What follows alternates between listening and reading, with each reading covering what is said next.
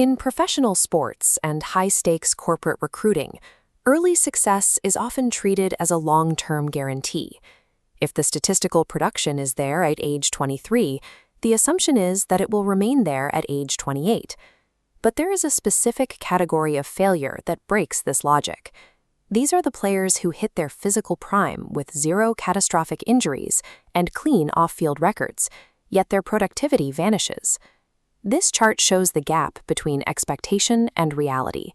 You have a surefire Hall of Fame trajectory that suddenly hits a statistical cliff.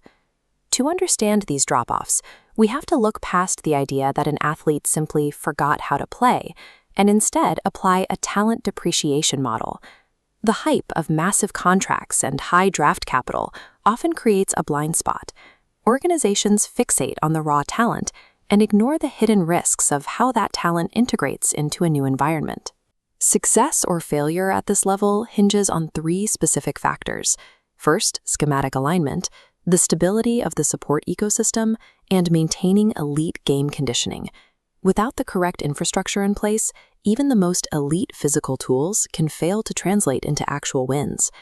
The most common catalyst for a bust is the scheme and system mismatch. This happens when a team acquires a highly productive player and then fundamentally alters the mechanical environment they operate within. Albert Haynesworth remains the ultimate glaring case study for this structural failure. Washington signed him to a record-breaking $100 million contract, then immediately switched to a defensive scheme that neutralized his established strengths. The mismatch led to immediate friction, severe conditioning issues, and rapid declines in playing time. We saw a modern version of this when the New York Giants signed Kenny Golladay to a $72 million deal. Golladay excelled in Detroit by winning contested jump balls, but New York's system prioritized creating separation from defenders, a skill he lacked. The system exposed his limitations rather than highlighting his advantages. Paying premium rates for a player while stripping away the specific system that made them great is a reliable path to dead cap space. The second factor is interpersonal friction and the chemistry void. High-level performance relies on instinctual timing. When you disrupt a player's core ecosystem, you risk breaking their mental confidence. Carson Wentz illustrates the psychological pressure that comes when an ecosystem shifts. Wentz was playing at an MVP level before a season-ending injury changed the team's internal dynamic. Wentz had to watch from the sidelines as his backup, Nick Foles, led the franchise to its first Super Bowl victory. That specific environmental pressure turned a franchise cornerstone into a journeyman backup. He was never able to recapture his command of the locker room or the field. For wide receiver Dez Bryant, the friction was purely about establishing on-field chemistry.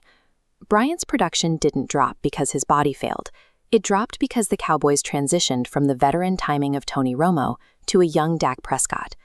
Bryant was unable to replicate the trust and timing he had with his previous quarterback. Without that connection, his physical tools couldn't produce elite results. Physical metrics like vertical leap only matter if the underlying trust and timing within the team ecosystem remain intact. The final factor is the behavioral and conditioning cliff. Acquiring talent that has spent significant time out of the competitive cycle carries immense risk.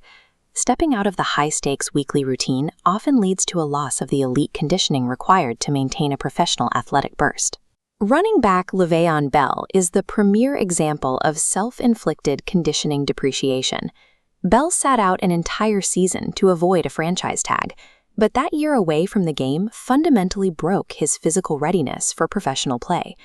When he eventually signed a massive deal with the Jets, he lacked the explosive fit and conditioning that defined his time in Pittsburgh, and his production plummeted almost instantly.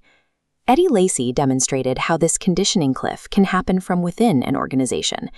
After winning Rookie of the Year, Lacy reported to camp overweight and out of shape. That lack of discipline instantly closed his peak performance window, despite his early success. Absorbing a player with known conditioning or behavioral risks creates a massive on-field liability that historical accolades cannot offset. We can use these failure patterns to build a predictive framework for talent, the high-stakes investment filter. There are three core criteria that must be verified before investing top-tier capital in any player. First, severely discount the projected output of any player moving to an organization with a mismatched schematic environment. Second, Bet against players returning from extended holdouts or those with a history of conditioning red flags. Finally, never reset the market for a missing piece unless your current infrastructure closely mirrors the environment where that player originally thrived. Every high-stakes talent acquisition is an investment in a specific set of circumstances. You are buying the context that allowed the player to be great. If you cannot replicate that environment, the trajectory will likely end in a bust.